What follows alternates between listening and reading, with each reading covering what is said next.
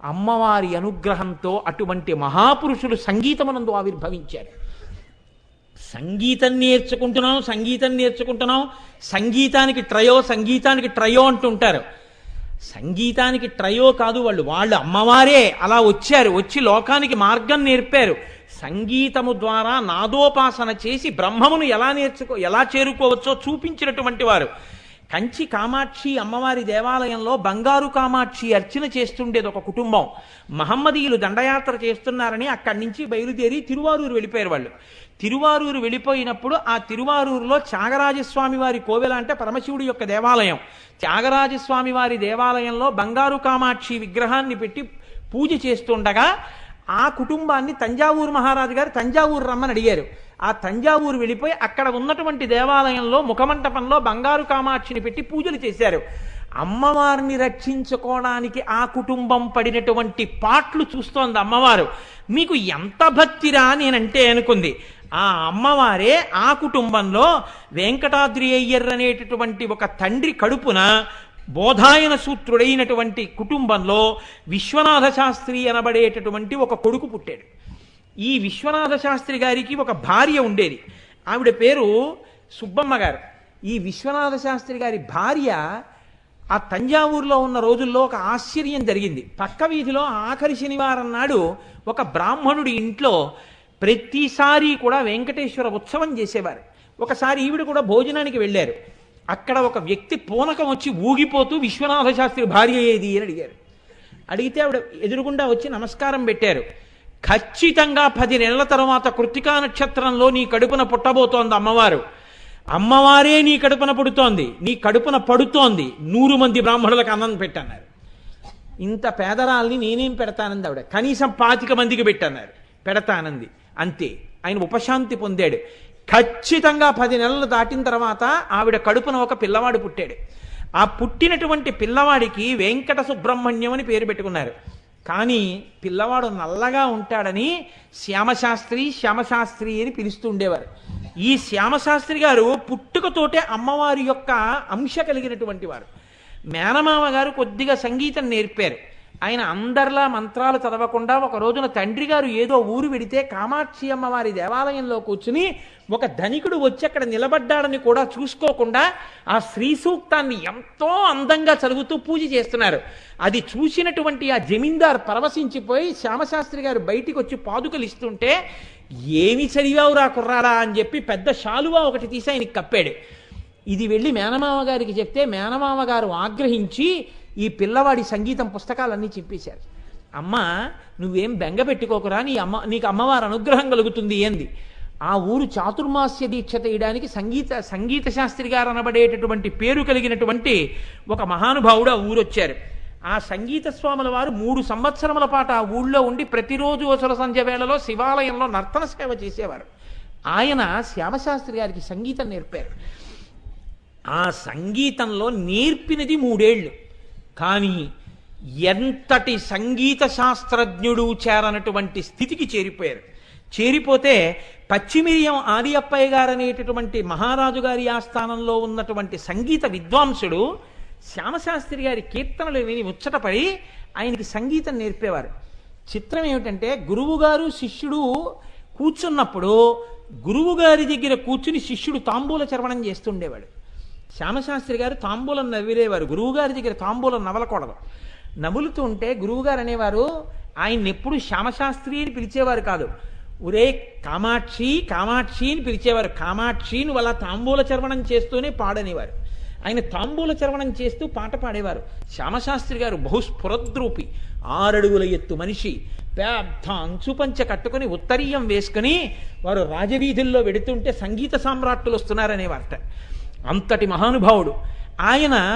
ఈ పచ్చిమిరియం ఆది అప్పయ్య గారి దగ్గర ఓ రోజున సంగీతం పాడుతుండగా నోటిలో ఉన్న తాంబూలపు ఉమ్ము గురువుగారి కండువా మీద పడింది. గబగబా పరిగెత్తుకెళ్ళి చెంబుతో నీళ్లు తెచ్చి కండువా కడగబోయారు. ఆయన అన్నారు, గురువుగారు నాయనా నీకు నేను సంగీతం నేర్పింది ఎప్పటికైనా నీ తాంబూలపు ఉమ్ము నా మీద పడాలని. నాకు తెలుసురా నాయనా, నువ్వు పురుష రూపంలో ఉన్న కామాక్షి అమ్మవారే మీ పెద్దవాళ్ళు చేసిన సేవకి ఇలా అవతరించి సంగీత శాస్త్రజ్ఞుడిగా వచ్చింది. నీ నోటి వెంట వచ్చిన కృతులు కొన్ని వేల వేల సంవత్సరముల పాటు సంగీత విద్వాంసులు పాడుకుని తరించిపోతారు. అందుకే త్యాగరాజు గారు, ముత్తుస్వామి దీక్షితర్ వారు, శ్యామశాస్త్రి వారు ముగ్గురు సంగీతానికి త్రయమని పిలుస్తారు. అమ్మవారి అనుగ్రహంతో అమ్మవారి అంశతో పుట్టినటువంటి వారు శ్యామశాస్త్రి గారు. గురువు గారు ఆ తాంబూలపు మరకపడిన ఉత్తరీయాన్ని బహుభద్రంగా దాచుకున్నారు. ఇటువంటి శ్యామశాస్త్రి గారు విచిత్రం ఏమిటంటే, మహారాజు గారి కొలువులో సంగీత విద్వాంసుడైన తరువాత భూలోకం చాప చుట్టి బొబ్బిలి కేశవయ్య గారు అనేటటువంటి బిరుదు కలిగినటువంటి ఒక వ్యక్తి ఏనుగు మీద ఆ రాజ్యానికి వచ్చాడు.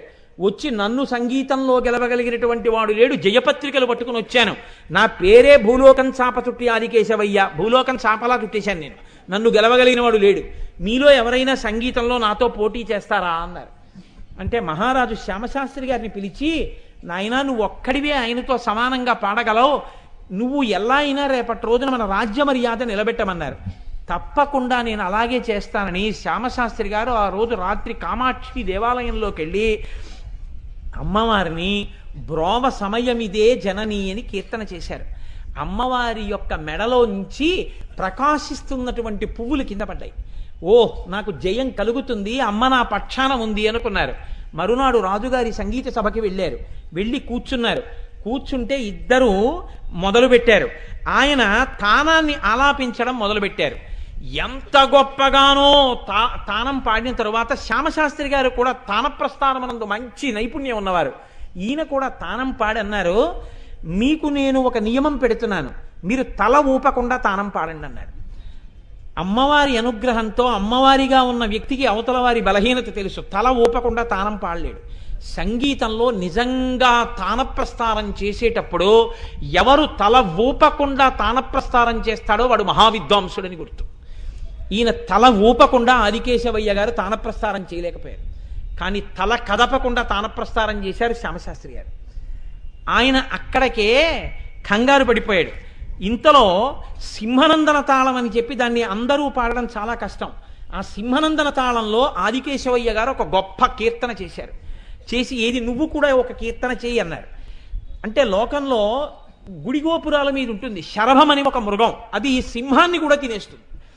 ఇప్పుడు ఈయన శరభనందన ప్రస్థానంలో తాళప్రస్థాన విద్యలో ఆరితేరిపోయినటువంటి వారు కాబట్టి 18:3/4 మాత్రలతో ఆవర్తానికి 79 అక్షరాలతో కీర్తన చేశారు శ్యామశాస్త్రి గారు. చేసి ఆదికేశవయ్యని నువ్వు కూడా ఇలాగే శరభనందన తాళంలో 19:3/4 మాత్రలకి తగ్గకుండా ఎక్కువ మాత్రలతో కానీ సమాన మాత్రలతో కానీ ఆవర్తానికి 79 అక్షరాలతో కీర్తనని అలా పాడమన్నారు. అసలు ఆ శరభనందన తాళమే తిరిగినటువంటి వాడు ఆయన అమ్మవారి అనుగ్రహంతో కనిపెట్టి ప్రస్తారం చేశారు శ్యామశాస్త్రి గారు. పాడలేక శ్యామశాస్త్రి గారి కాళ్ళ మీద పడ్డాడు. తన బిరుదులన్నీ విడిచిపెట్టి జయపత్రికలన్నీ శ్యామశాస్త్రి గారి కాళ్ళ దగ్గర వదిలిపెట్టేశాడు. తంజావూరు కీర్తి నిలబడింది. మహానుభావుడు, గొప్ప జ్యోతిష విద్వాంసుడు. శ్యామశాస్త్రి గారు చెప్పుకునేవారు, నేను ఈ లోకంలో ఎంతకాలం ఉంటానంటే నా భార్య బతికున్నంత కాలమే ఉంటాను, నా భార్య శరీరం విడిచిపెట్టేసిన 5వ రోజున నేను కూడా లోకాన్ని వదిలిపెట్టేస్తానని చెప్పేవారు. ఆయన భార్య మరణించినటువంటి 5వ రోజున ఆయన శరీరాన్ని వదిలిపెట్టేశారు. ఎంత అందగాడైనా మహానుభావుడు, అంత సంగీత విద్వాంసుడైన, ఎన్ని కనకాభిషేకాలు చేసిన ఏకపత్ని వ్రతుడై శీలవంతుడై అమ్మవారి అనుగ్రహంతో భూలోకం చాపచుట్టినటువంటి ఆదికేశవయ్య గారిని ఓడించినటువంటి వాడై, అన్ని రాగతాళములను కనిపెట్టినటువంటి వాడై, అమ్మవారి మీద అన్ని కీర్తనలు చేసినటువంటి వాడై, ఆయన భార్య మరణించిన 5వ రోజున శరీరాన్ని విడిచిపెట్టి శ్యామశాస్త్రి గారు ధన్యుడైపోయాడు. అమ్మవారి అనుగ్రహంతో జన్మించినటువంటి శ్యామశాస్త్రి గారు సంగీతంలో అమ్మవారి దంతపంక్తిలో ఒకరయ్యారు. ఇప్పటికీ కీర్తన పాడుకుంటే శ్యామశాస్త్రి గారి కృతులు పాడుకుంటారు అమ్మవారి మీద. ఎన్ని కీర్తనలు పాడారు మహానుభావుడు.